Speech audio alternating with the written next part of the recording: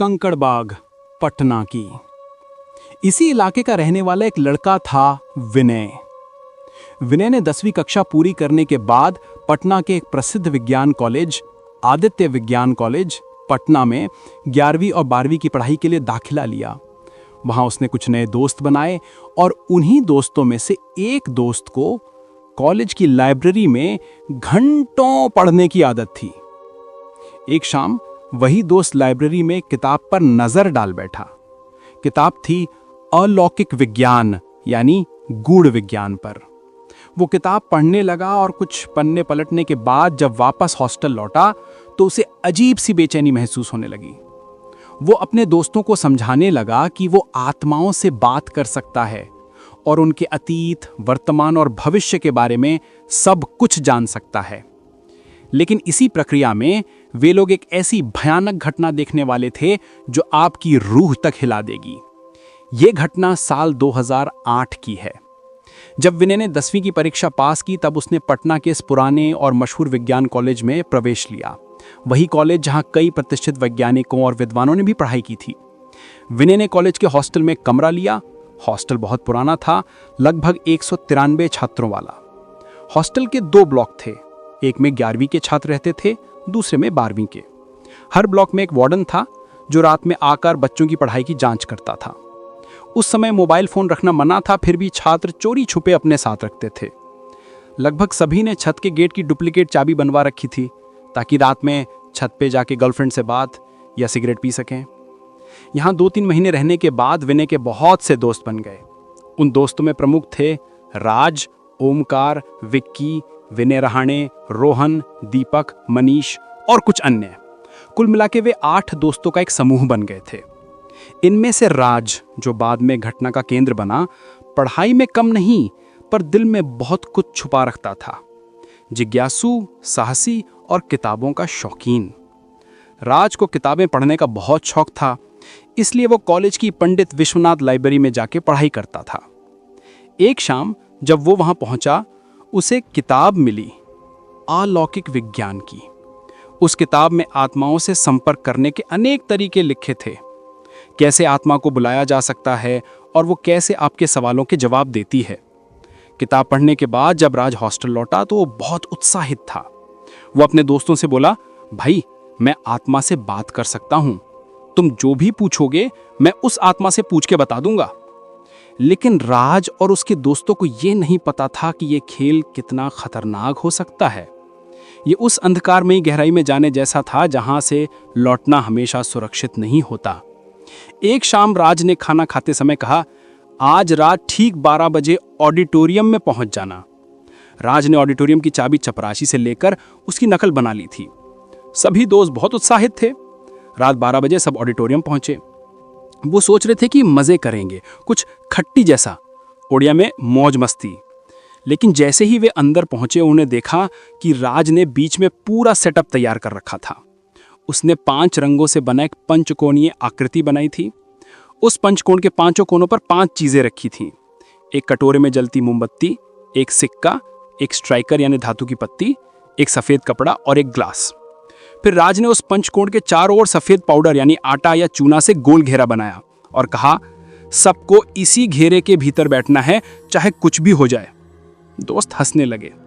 क्या तमाशा लगा रखा है, आत्मा तुम्हारा रिश्तेदार है क्या जो बुलाने पर आ जाएगी? लेकिन राज पूरी तरह गंभीर था। कुल 8 लोग थे और राज ने सख्त हिदायत दी, एक बार ये प्रक्रिया शुरू हो जाए तो सुबह होने तक कोई भी इस सफेद घेरे से बाहर नहीं जाएगा, चाहे कुछ भी हो जाए। उसने आगे कहा, मैं कुछ मंत्र पढ़ूंगा, जब आत्मा आएगी मैं बेहोश हो जाऊंगा, तब तुम मेरे चेहरे पर पानी छिड़क देना, मैं होश में आ जाऊंगा। फिर आत्मा मेरे अंदर होगी और तुम मुझसे जो चाहो पूछ सकते हो।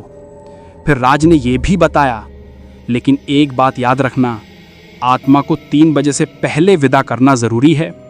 इसके लिए मैं तुम्हें 4 पंक्तियां दूंगा जो तुम्हें जरूर बोलनी है। अगर मैं 3 बजे से पहले बेहोश ना हुआ तो कुछ बहुत बुरा हो सकता है। सब ने हंसते हुए कहा, ठीक है भाई, अगर कुछ नहीं हुआ तो तेरी खबर लेंगे। आखिरकार प्रक्रिया शुरू हुई। सबने अपनी तर्जनी यानी इंडेक्स फिंगर को स्ट्राइकर पे रखा और सोचा कि वो नेताजी सुभाष चंद्र बोस की आत्मा को बुलाएंगे। लेकिन भीतर से किसी का ध्यान नेताजी पे नहीं था। सबके मन बिखरे हुए थे। कमरा बंद था, दरवाजे और खिड़कियां सब बंद। करीब 30-35 मिनट बीत गए। फिर अचानक उन्हें महसूस हुआ कि कमरे में हवा चल रही है, जबकि सब खिड़कियां बंद थीं। पर्दे हिल रहे थे। कुछ ही पल में मोमबत्तियों की लौ डगमगाने लगी। तभी सबने देखा कि स्ट्राइकर धीरे धीरे हिलने लगा। अचानक एक झटका लगा, जैसे करंट सा। सभी ने अपने हाथ हटा लिए, सिवाय राज के, और अगले ही पल राज जमीन पर गिरकर बेहोश हो गया। अब सब डर गए। उन्होंने तुरंत पानी छींटा और 2-3 बार छिड़कने पर राज उठ बैठा। लेकिन अब वो उनका दोस्त राज नहीं था। उसका चेहरा बदल रहा था। छोटे कद का, गोरा रंग, लंबे बाल, पर अब उसके चेहरे पर एक अजीब सा भाव था। आंखें लाल, होंठ कांप रहे थे और सामने स्ट्राइकर अब हवा में 6 इंच ऊपर तैर रहा था। दोस्तों में हड़कंप मच गया। किसी ने कहा, क्या मजाक कर रहा है तू? लेकिन राज चुप था, बिल्कुल भावहीन। फिर एक दोस्त दीपक ने कहा, चलो देखते हैं, पूछो इससे सवाल। सबने सवाल पूछने शुरू किए, लेकिन जब राज बोला तो सबके रोंगटे खड़े हो गए। वो आवाज एक लड़की की आत्मा की थी, दर्द से भरी हुई, भारी और कर्कश। पहला सवाल, मेरा और मेरी गर्लफ्रेंड का भविष्य कैसा रहेगा? उत्तर, नहीं, वो तुम्हारे साथ नहीं रहेगी, किसी और के साथ जाएगी। आज ठीक वैसा ही हुआ है। उस लड़के की गर्लफ्रेंड अब किसी और के साथ है। दूसरे दोस्त ने पूछा, हमारे सेक्शन में 16 छात्र हैं, 12वीं की परीक्षा में कितने फर्स्ट डिवीजन से पास होंगे? उत्तर, 13, और सचमुच 13 ही पास हुए। अब सब विश्वास करने लगे। उन्होंने बारी बारी से और सवाल किए, तूफान आएगा या नहीं?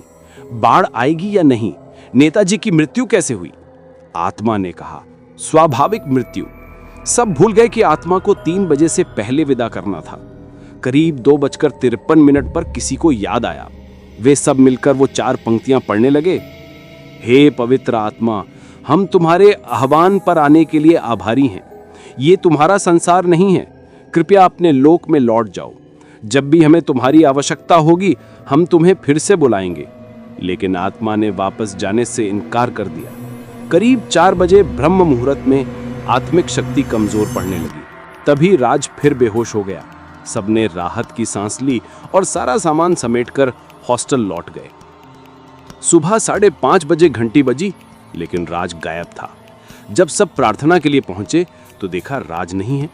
पर जब वे उसके कमरे गए तो वो बिस्तर पर बैठा था, बिल्कुल सामान्य। सबने कहा, चल नाश्ता कर। वो चुपचाप चला गया, लेकिन क्लास में नहीं आया। शाम को जब सब क्लास के बाद उसके कमरे पहुंचे तो राज उसी मुद्रा में बैठा था। उन्होंने पूछा, क्लास क्यों नहीं आया? उसी समय वो जोर से उठा और छत की ओर दौड़ पड़ा। सब उसके पीछे भागे। छत के लोहे के गेट के पास वो रुक गया। उसके पीछे मनीष खड़ा था। राज बोला, खोल दे भाई, मैं छत पर जाना चाहता हूं। मनीष ने इनकार कर दिया। राज चिल्लाया, खोल दे। जब मनीष ने नहीं खोला तो राज ने उसे थप्पड़ मार दिया। बाकी सबने मिलकर राज को पकड़ लिया और वो फिर बेहोश हो गया। ये सिलसिला 3 दिन तक चला, पर इस बीच एक घटना और भी हुई, जैसा कि ये बताया जा रहा है। जब राज की हालत लगातार बिगड़ती चली गई तो कुछ दोस्तों ने पूरी बात वार्डन, अब नाम शिवकांत सर, को बता दी। शिवकांत सर ने पहले तो सख्ती से मना किया और गुस्से में कहा, तुम लोग क्या कर रहे हो ऐसे खेल तमाशे, पढ़ाई वाली बात करो। उन्होंने बच्चों को डांटा, गालियां दी और चिताया। कई बार प्रभारी ने कहा कि ये सब ड्रामा है, झूठ है, इसलिए किसी तरह की मदद करने से पहले सतर्क रहना जरूरी है। पर 7-8 दिन बीत गए और राज की हालत नहीं सुधरी। वो क्लास में नहीं आ रहा था, वो कमरे में बंद रहता था और उसके कमरे से धुआं सा निकलता दिखता था। ऐसा लग रहा था मानो कोई जादू टोना चल रहा हो। आखिरकार 7-8 दिन बाद शिवकांत सर ने खुद चुपके से राज के कमरे में जाकर देखा तो वहां उसने देखा कि राज ने 4 कोनों में कुछ रखकर और बीच में एक गोल यानी कि वृत्त बनाकर उसी के बीच में बैठ रखा था। कमरे में धुआं छाया हुआ था, एक अजीब सी गंध और माहौल था। शिवकांत सर ने चिल्लाकर कहा, राज, तुम ये क्या कर रहे हो? तुम ठीक तो लगते हो, पर क्लास में क्यों नहीं आ रहे? इतने बोलते ही राज जमीन से थोड़ा ऊपर उठने लगा, जैसे आधा हवा में तैर रहा हो। वो प्रभारी के पास झुककर आया और अचानक प्रभारी को जोर का एक चांटा मारा। प्रभारी चौंक कर पीछे हट गया। तभी वहां से आवाज सुनकर बाकी दोस्त दौड़कर आ गए। ओंकार, विक्की, रोहन, विनय रहाणे, दीपक और मनीष सभी वहीं पहुंच गए। उन्होंने देखा कि राज बुरी तरह कर रहा है और अचानक वो धराशायी होकर बेहोश हो गया। ऐसा लगा मानो वो मर गया हो। उस जगह का नज़ारा देखकर सब सहम गए। उन्होंने प्रभारी से कहा, सर क्या हुआ, हमें बताइए, क्या ये सब क्यों हुआ? दोस्तों ने मिलकर सारी बात बारीकी से बताई। किस रात क्या हुआ, ऑडिटोरियम में किस तरह की चीज़ें चलीं, आत्मा ने क्या क्या कहा और राज के अचानक बदल जाने की स्थिति। अब प्रभारी को विश्वास ना कर पाने जैसा सच सामने था।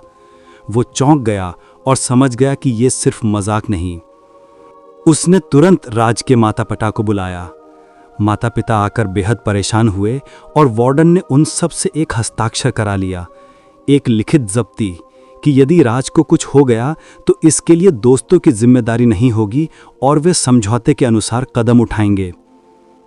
दोस्त खुद रोने लगे और विनती करने लगे, सर कुछ कीजिए, इसे छोड़िए मत, कोई हल निकालिए।